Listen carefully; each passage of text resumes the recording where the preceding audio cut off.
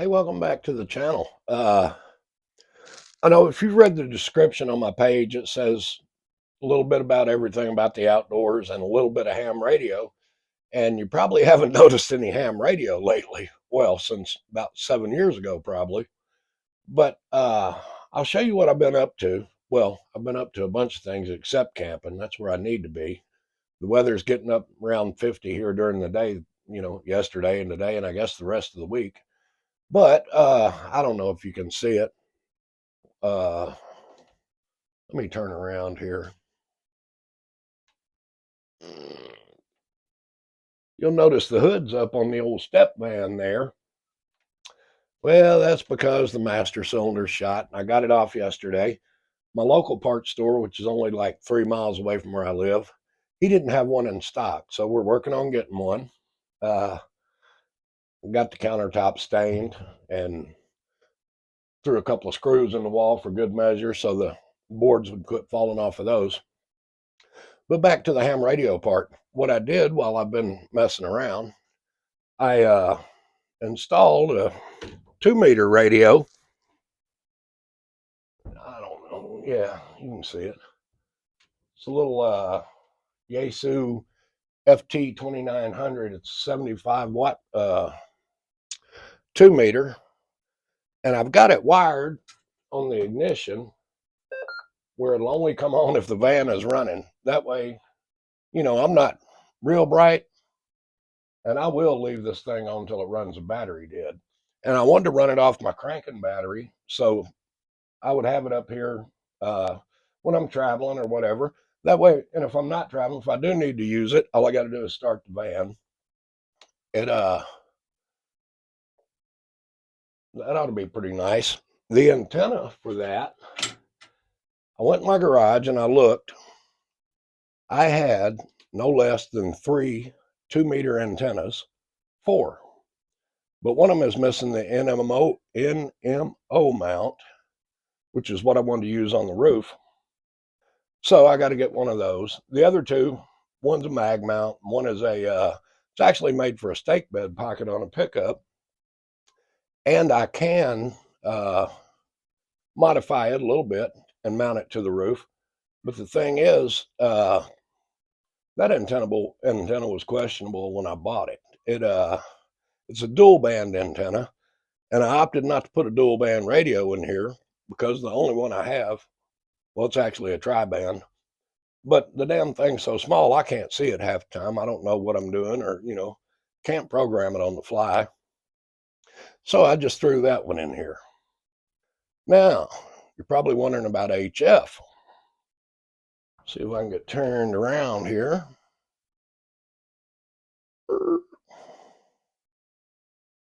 I don't know if you'll be able to see this mess or not. What I got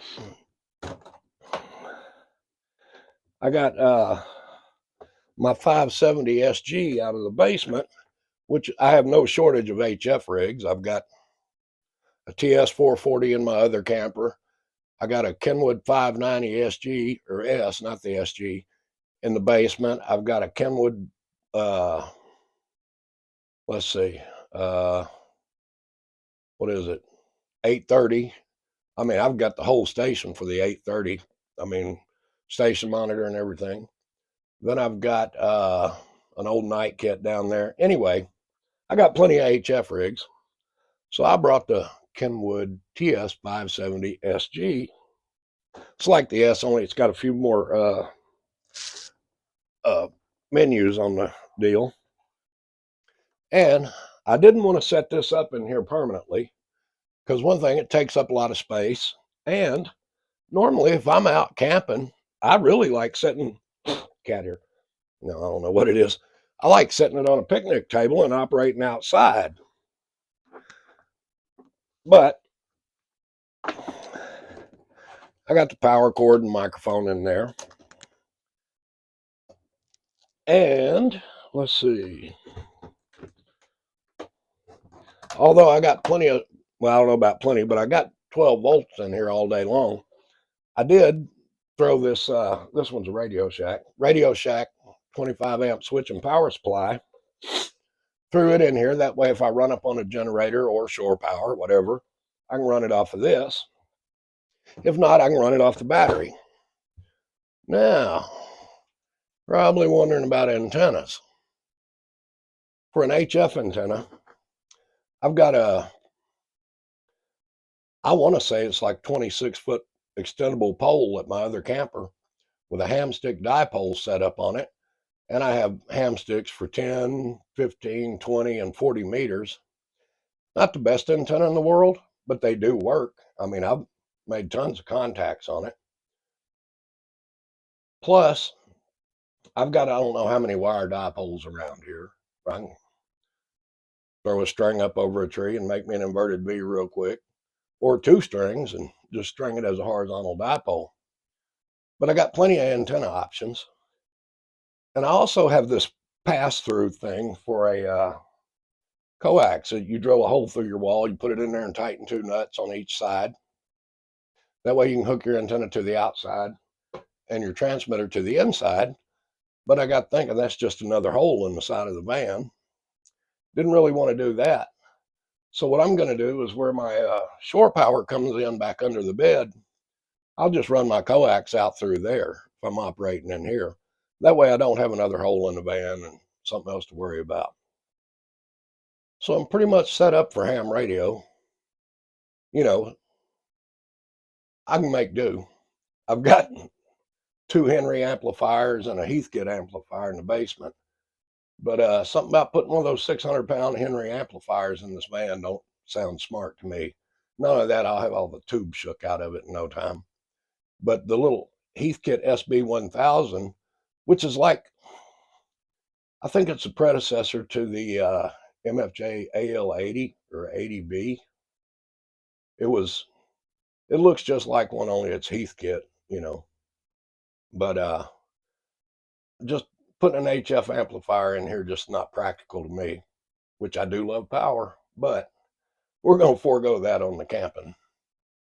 Other than that, I'll tell you what I'm going to do here in a little bit.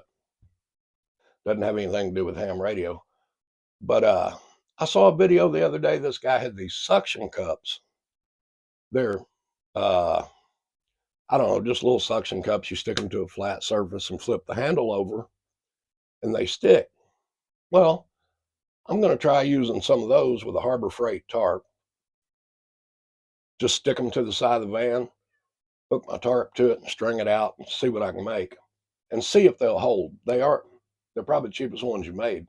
Now I have some suction cups that I could use, but something about sticking a pair of I don't know. I think now they're four, maybe $600 for this set of cups. I was in the glass business, the automotive glass business, so I got a nice pair of cups, but I don't think I'm gonna be sticking them to this van. I'm gonna try the Harbor Freight ones, see if I can make some kind of tarp setup. So I'll end this video for now.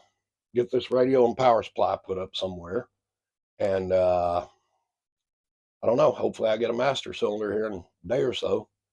We'll get on the road. Well, maybe I'll shoot the tarp video here in a little bit. Thanks for watching. Like and subscribe if you like it. So thanks for watching. All right, here we go. Welcome back. Well, we're probably going to get a dust cloud here. A gravel truck just went by. Show you our tarp setup, or what we think is going to be a tarp setup. That's our Harbor Freight 8x10, cheapest one they had. Then I got these little small suction cups.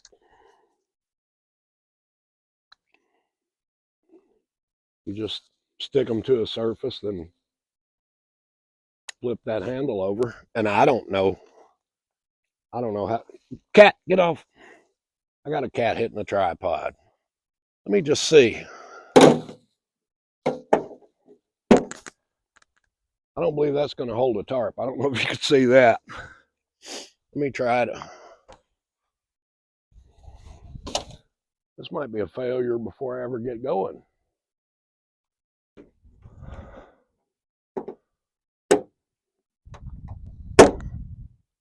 No. I don't believe that's going to hold a tarp. I don't know what it would be good for. Get off the tripod, cat. Let me show you my problem here. Where you at, dummy?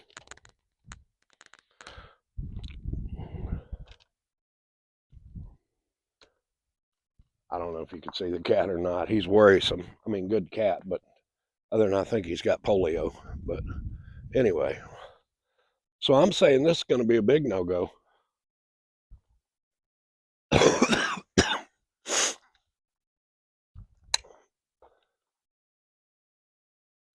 Get over here on the smooth side of the painted surface.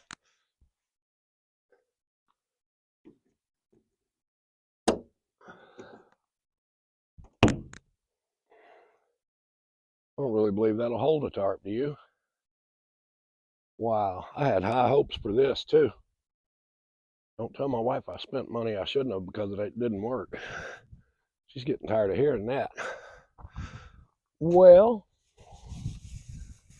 kind of disappointing because bought 3 of these little beauties.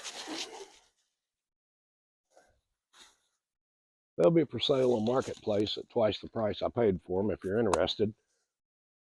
And if you want a cat, you can come pick him up anytime you get ready. He keeps on, you're going to have to pick him up out of the road ditch, though. So, but what I also bought, and these I'll still use, are these little, like carabiners. Well, they are carabiners, I guess. But I was going to hook these in the eyelets of the tarp and then just clip them around these cups. Sounds like a heck of an idea. Oh man, I think this video is about done for, folks. This cat ain't gonna leave us alone. But it sounded good, and they sell these in all different sizes. You know what I didn't try? Let's try licking it and then sticking it on there.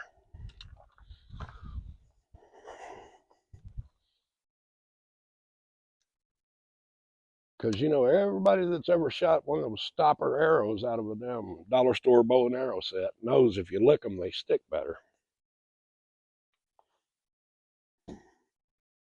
Well,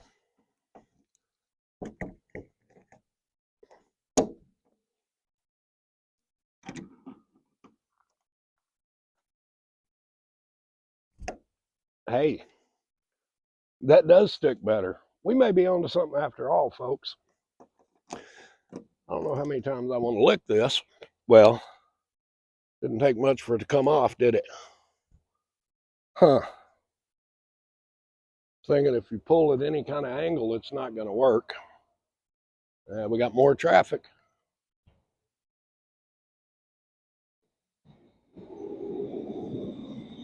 Well, he didn't go far because he just went by when I started this video.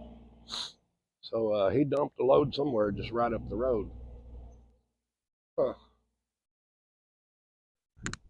All right, well, to save me any work and embarrassment, I'm scrapping the stopper idea or the suction cup idea right now because I think about the only place it would really stick is on that glass. Something about hooking a tarp to that. I don't think I want to do that. I mean, it wouldn't hurt nothing, but wouldn't make for a very handy setup. All right, folks, I'll get back with you later. Well, if there's any way you can like this, go ahead and like and subscribe. See you later.